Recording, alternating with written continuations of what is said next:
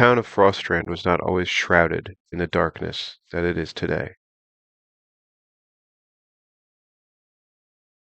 In days past before the evil tower rose from the oceans, and the frost crept upon the shores, there was light in this village, but to understand what happened here we must go back to a time before the darkness fell, 3 years ago. It was a happy time in the village. The harvest was drawing to a close, and the harvest festival was soon to begin.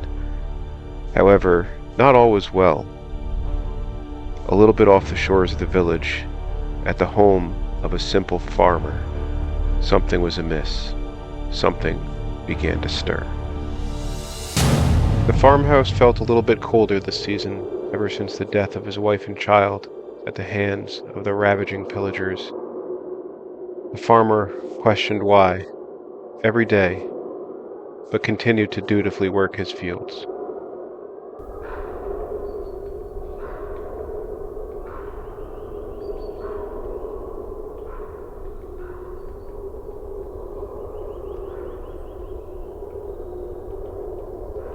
If only those villagers had done something while my wife and kid were attacked.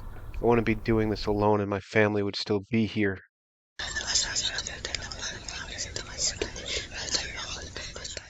What was that?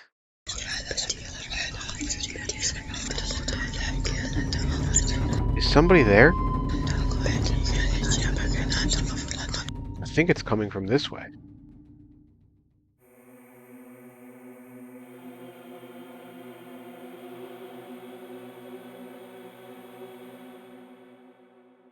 Farmer followed the whispers he heard, something drawing him to them. He found the entrance to a cave, with the chill of death emanating from it.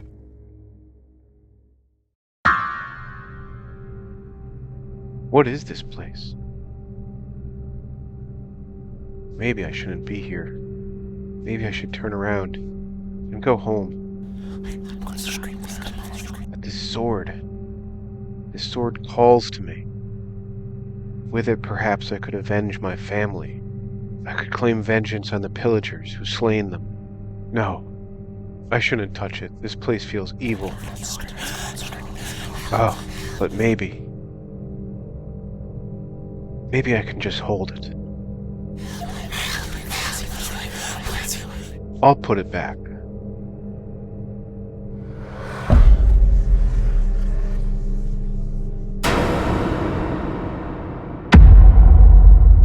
What is happening to me?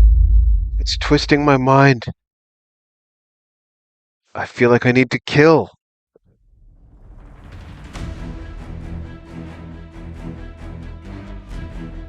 Our farmer, twisted by the blade he now held, returned to his farmstead. He fired up his forge and his anvil, and hammered day in and day out. The villagers, unknowing of what was going on, didn't see him for days, but when they saw him again, something had changed.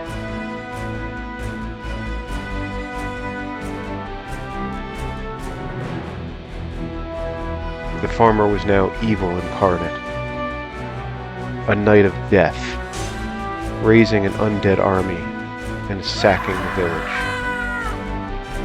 He entered the village, obtaining vengeance on all those who had watched his wife and son die, wiping out their golems like they were nothing. It was on this day 3 years ago that a veil of cold darkness swept across the land, and the tale of Merovech the Necromancer began.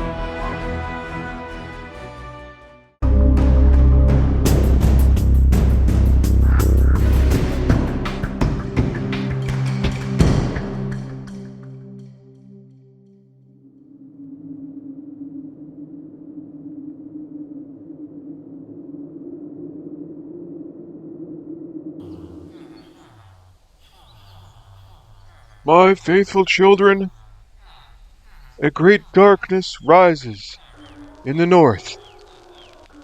Our fields are still frozen 3 months into summer. A chill of death is in the air. But fear not, my children, for the light shall protect you. For in the light we will find salvation for this trial that we now face. Oh, Father, people are dying in the villages. Whatever shall we do? Bring the people to the sanctuary. They will be safe here. The darkness cannot penetrate these doors.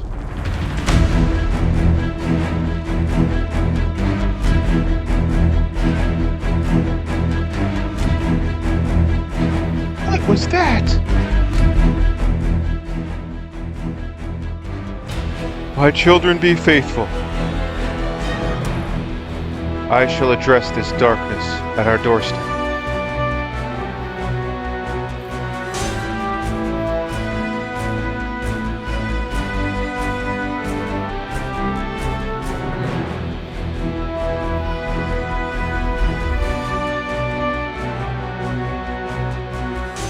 You may not enter here. Foolish holy man, your light cannot protect you from the cold of the darkness. Evil, you have no power here. You cannot pass the light. You and all your pathetic flock shall serve the dark, frozen Lord. Do not think you can stand against me.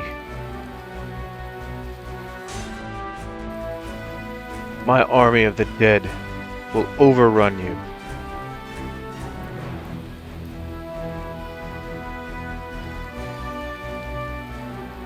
By the light, my children, run! Stay back, foul demon. You may not enter this sanctuary. No! No! No! Run, children!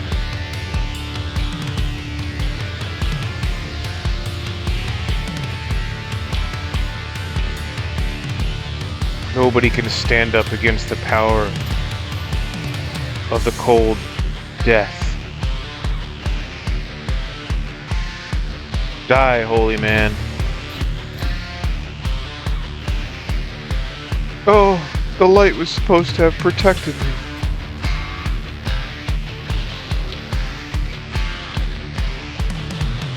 You too shall perish.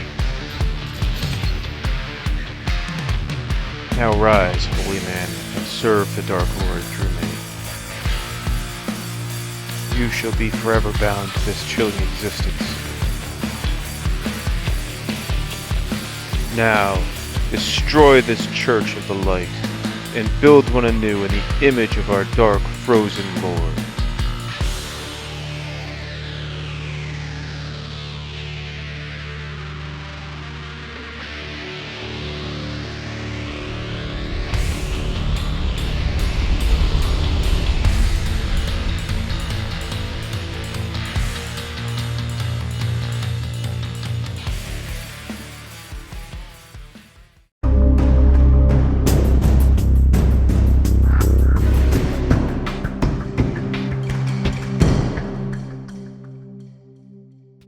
Merovech stood on the top of the tower overseeing the frost strand. All that he had built, all the power he had attained, but there was still something missing. His vengeance had not yet been satiated. Merovech knew that the pillagers who had killed his wife and son, Fredegund and Chilperic, were still out there, somewhere. He had sent spies and scouts throughout the land. However, nothing had gotten back to him as of yet. Soon, this was about to change. Soon, Merovech would learn of the location of the pillager band that had ravaged the Froststrand and killed Fredegund and Chilperic. What do you have to report? Sir, we have reports coming in from the scouts of a pillager band to the north. Cartographer. Maps. Now. Yes, sir. Of course, sir. Show me the location of this pillager band. Huh. Not only do these pillagers think they can hide from me, they're doing so inside of a frozen castle. Don't they know that I am the master of the cold? You there, prepare my dragon for flight. I will go slaughter these pillagers and deal with them once and for all. Merovech headed to the cathedral, where they honored his dark gods. He sought out the acolytes. The acolytes had been working day and night to gather power. You there, charge my rune blade.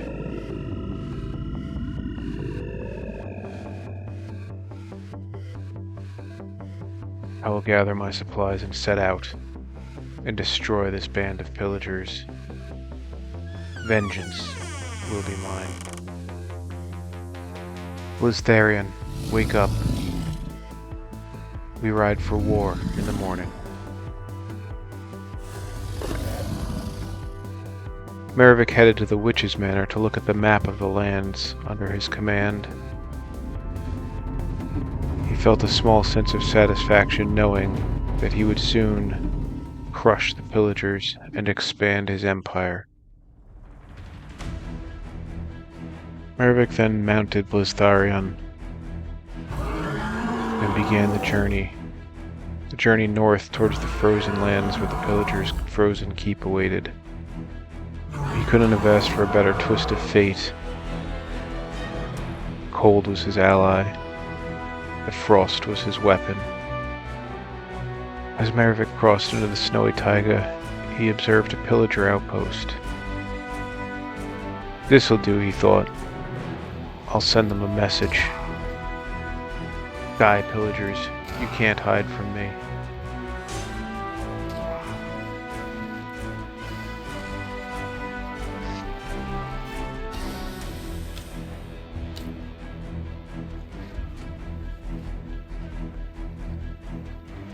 He continued his journey north where he found the frozen castle awaiting him. He quickly got to work slaughtering the pillagers guarding it. His wraiths tore through their ranks.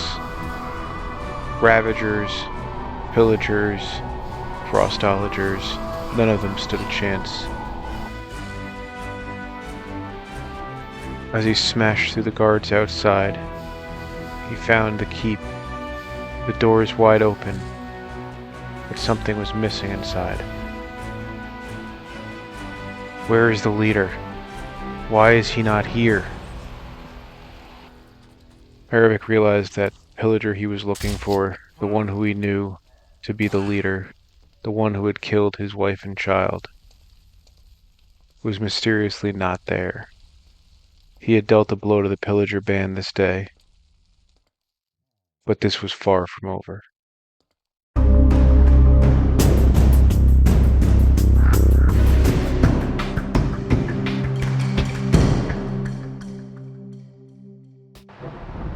Merovech continued scouring the land for the pillager leader, the one who was responsible for the death of Fredegonde and Chilperic. He sought out their towers, their keeps, their castles, and razed them all. Nobody was spared in his quest for vengeance. However many he killed, it never satisfied him, as the leader, the Invoker, was still yet to be found. As he traveled through the land further and further from the Froststrand, the pillagers, the once mighty armies, were decimated. Nearby villages had started to whisper, wondering if there was somebody out there, a hero, putting an end to the tyranny of the pillagers. They had no idea how wrong they were. Every death, every pillager that fell, became another soul added to the army of the undead that Merovech now commanded. After searching for months, he was in the jungles when he stumbled across a pillager manor and he felt a presence of something more powerful than he had faced. Merovech located the Invoker, the leader of all the pillager armies. He confronted him in his manor, however the Invoker refused to stand and fight. The Invoker, like Merovech, could summon armies as well. He sent Vexes after Merovech and his undead army. After being confronted, the Invoker fled into the jungle. Merovech sacked the manor and sent his undead army, his skeletons and wraiths, out into the jungle, hunting for the Invoker. The Invoker threw his pillager captains and generals at Merovech, to no avail, and Merovech located him in the dense forest of the jungle. The battle raged on all night. Both sides' armies clashed.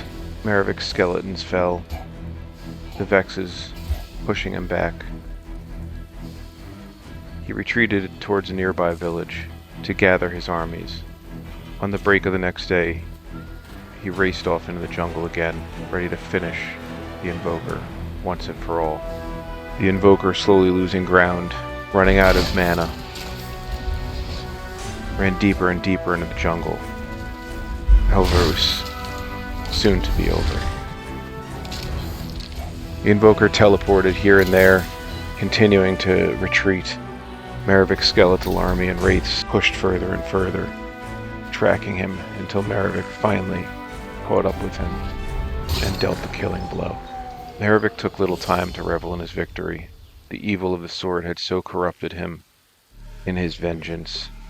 He set his sight on a village nearby, believing that they had harbored pillagers. As he entered the villagers initially thought that he was their savior. However, they found he was soon to be their doom, as he laid waste to the village and added them to the ranks of his undead army. Although Merovech was victorious today, he had no idea that his actions today had drawn the attention of another force, the attention of the Order of the Rising Sun.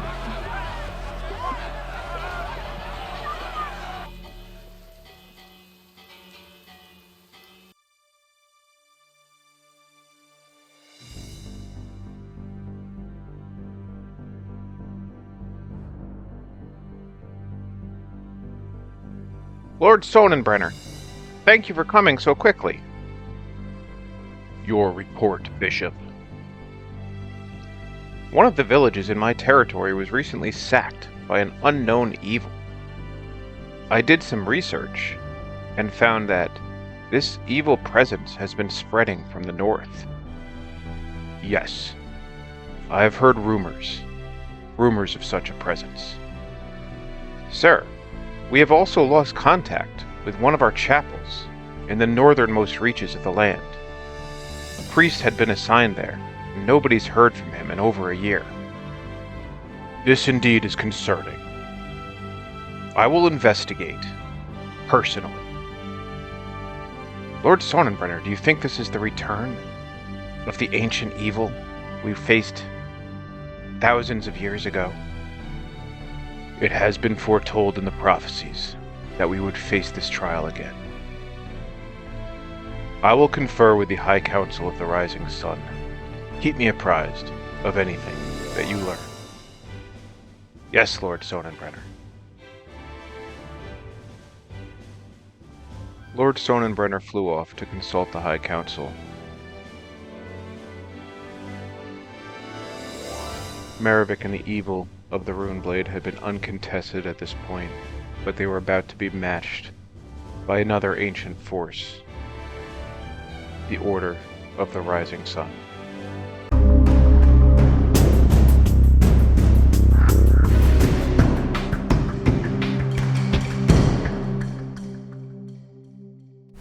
Lord Sonnenbrenner consulted with the High Council and returned home one last time. A call to arms was put out to the Order of the Rising Sun. The Paladins and Templars began to assemble, and Lord Sonnenbrenner intended to take charge of the host.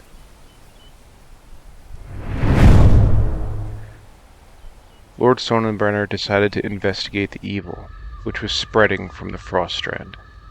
He landed on the outskirts of the town and discovered an old abandoned farm.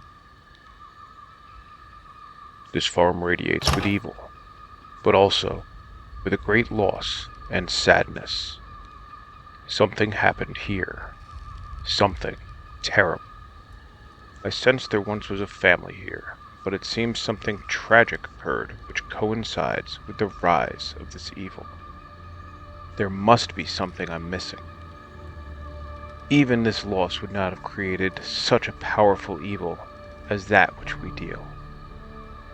Lord Sonnenbrenner sensed a presence coming from inside the cavern. He entered to investigate further. This was the prison of Askeladd.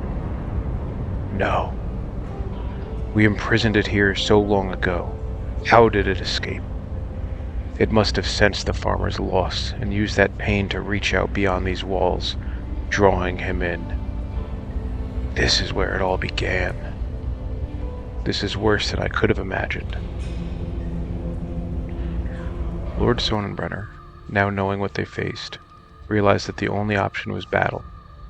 He flew off to see what it was they were dealing with. Merovech had been hard at work, raising an army of those he defeated. Frostrand had countless skeletons and zombies under his command.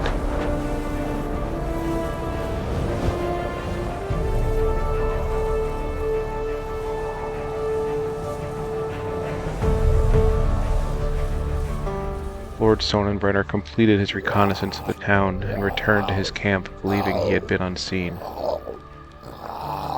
Zombies! He's found me already. He must have seen me in his town. I will not have the element of surprise. Men and women of the Order of the Rising Sun, we stand together in the face of great evil. Askeladd, the ancient evil banished so long ago, has returned. It has inhibited the body of a farmer and spread its evil through this region.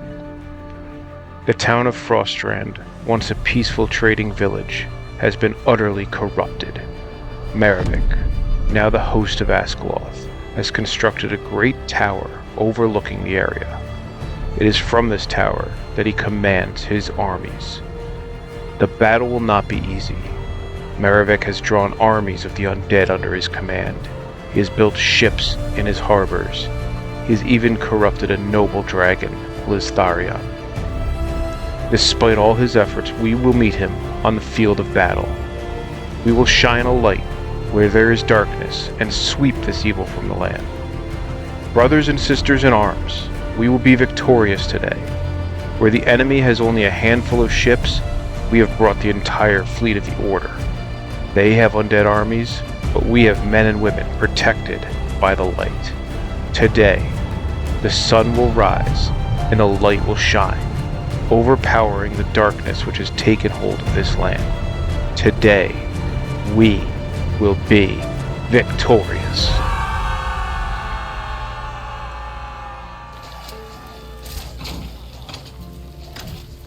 The enemy is near. Press forward.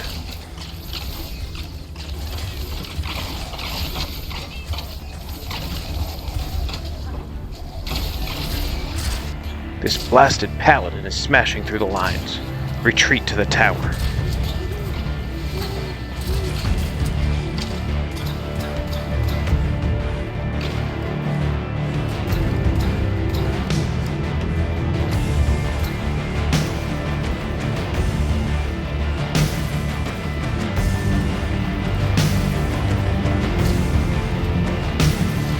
The Death Knight flees for his tower. Press on.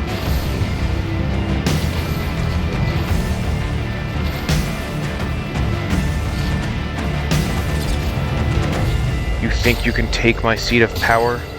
I will cut you all down. Rise, my dark champion, and hold the line. This abomination will hardly stop me. I walk in the light. The sun rises, and with the rising dawn will be your fall, Death Knight.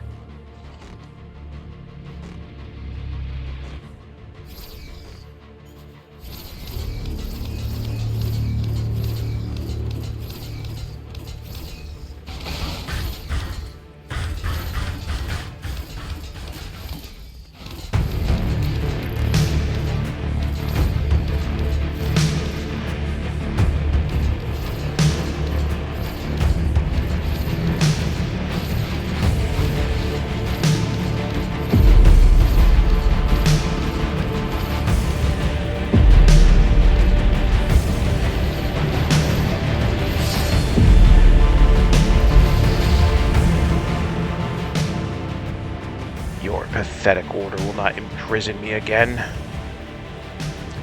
Merovech, I can still sense your presence. Resist Askaloth. It took hold of your grief, your anger. Release them so you can free yourself of this evil. You will never save the pathetic farmer. His body and soul are mine. Then he must be sacrificed for the greater good. Light, forgive me.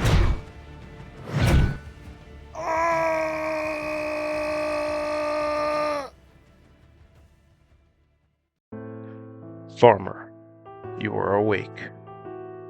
Why? Why am I alive? It seems when you fell, Askaloth was banished back to the rune blade from where he came. The priests of my order managed to save your life. So much pain. So much death. I could barely go on after the death of my family, and now I've brought pain and suffering to so many more. Please, just kill me. Please let me die. You have done great evil, but much of it was beyond your control. Askaloth is more powerful than you can imagine. It is an evil which has existed since the dawn of time, but killing you is not my burden, and your life is now your burden. What will become of me? You will be banished from this plane. I cannot risk Askaloth taking control again. I am sending you to another realm, a damaged and broken world. A great tragedy consumed it many centuries ago, but in the last few decades, the few who remained have begun to rebuild. I'm banishing you to this land. You might find purpose here, but people need a leader. A leader?